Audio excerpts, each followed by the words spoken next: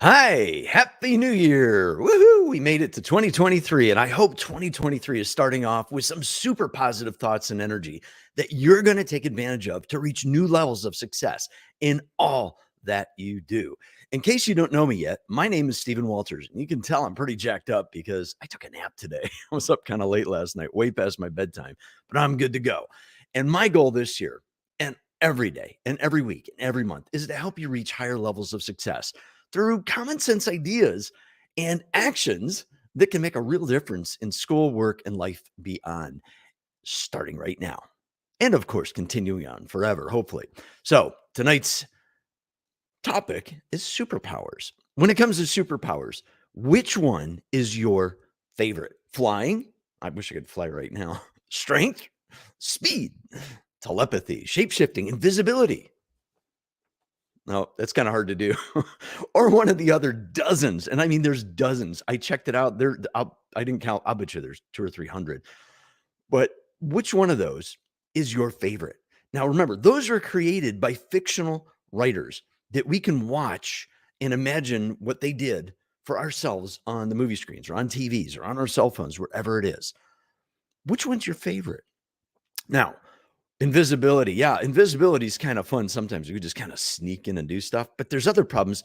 If you go to scratch your eye, would you poke your eye out? I always wondered about that with the invisible man. So you never know. But again, I've got some really good ones for you. Now, what if I told you that there are actual superpowers? I'm serious, legitimate superpowers that you may already have, but just don't know about yet. An intriguing thought, isn't it? Well, we're going to explore that today. So let's check this out here. But before I get into this, let me tell you about the differences between skills, talents, and abilities. Maybe you see where I'm going with this one. Skill, it's an actual performance of an ability. Now, skills can be taught and learned, but it's the actual performance of that skill that separates the phenomenal from the average to the not so good. Now, throwing a ball is something almost every one of us can do. But can you throw this at 90 miles an hour and hit a small target? Let's find out. Okay, it was like 3 miles an hour. And yeah, I hit a big target, my chair. Luckily, the dog wasn't there. That would have hurt him. Now, can you hit a little ball with a stick? I don't have my golf club and a golf ball, but if you're a golfer, you should be able to. But can you get that ball to launch at a specific trajectory and angle to land precisely where you want it to? Well, I got a couple trophies. Where are they? Oh, there they are, right here. Whoop, right here. Yes, I was able to do that for a little while. Now, I was maybe above average. I can't brag too much, but well, for a couple years, I was just above average. But there were people way better than me. They would get inside my 3 feet with their 1 foot. So again, they had skills, and so did I. Can you hit a nail on the head? Perfect for Lou who's watching. Can you hit a nail on the head with a hammer without smashing your fingers or leaving dents in the wood or breaking something around it? That's a real skill. Can you prepare a meal for my buddy Noah?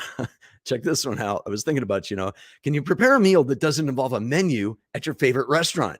Now, depending on your diet and your tastes and who's with you, ordering the right food can be a talent.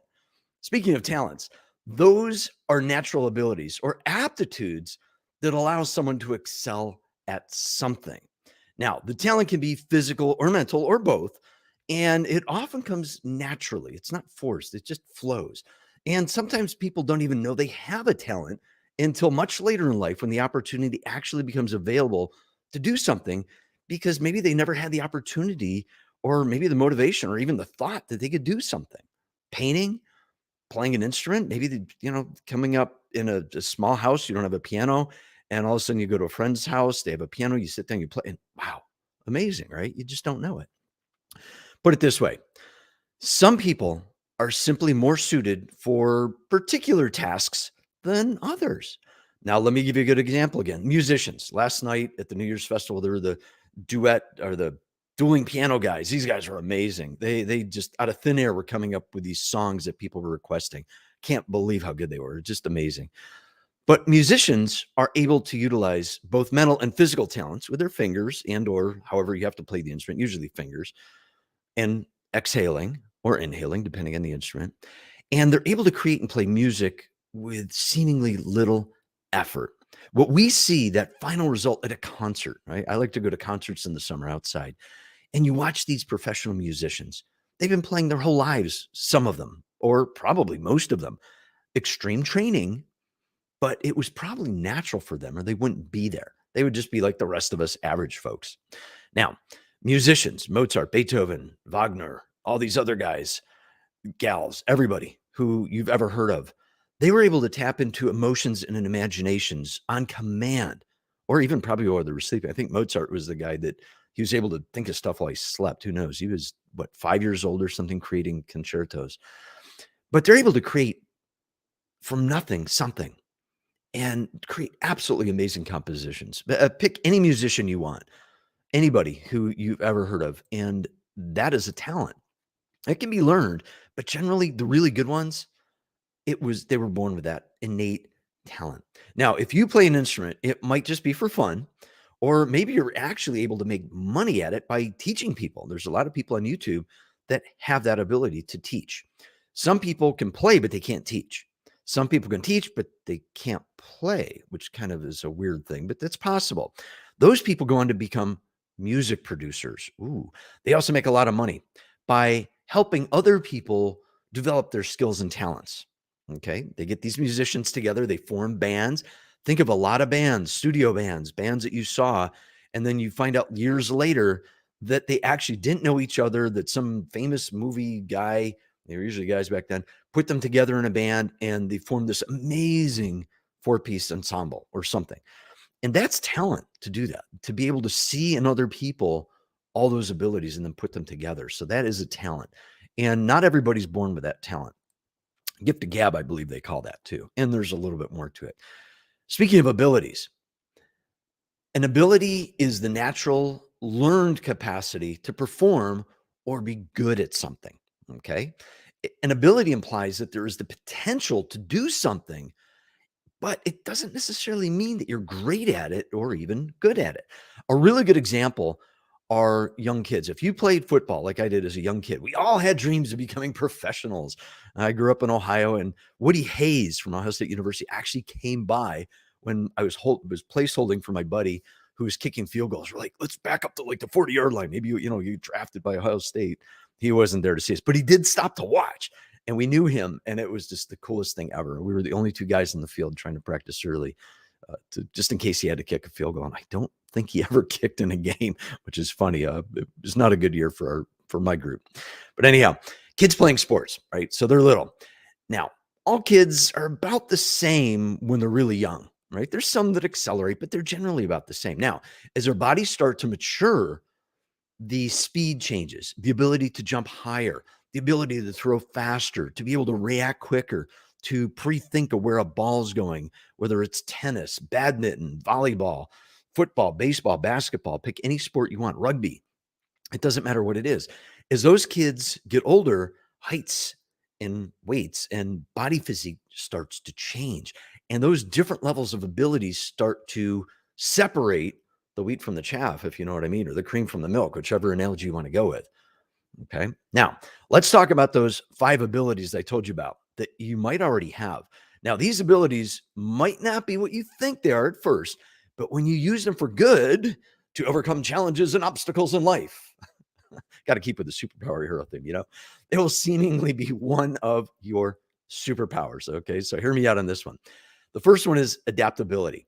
Adaptability is the ability to adjust to new and or different situations that attempt to force you to modify or change your behavior or your way of thinking. Now, this superpower means that you can deal with almost any new situation life throws at you and survive. Okay, not just adapt and overcome, but survive. Some of these are pretty serious things, and others are, just kind of, you just get through it. Now, when something is stiff, I haven't tried this yet, but something stiff, all right, stiff breaks pretty easily. All right, don't be stiff. Stiff is not good. Paper is the only thing I can think of. It's flexible, right? If I don't fold it, it does go back to its original shape. And I've got my Apple Watch band. I was trying to find something other flexible. It goes back, right? So this is adaptability. It's able to change. If you're stiff and rigid, things are going to break. If you're fluid and flexible and you're adaptable, you're not going to break, and you're going to adapt to it much, much better. The second superpower is perseverance. Mr. Perseverance or Miss Perseverance.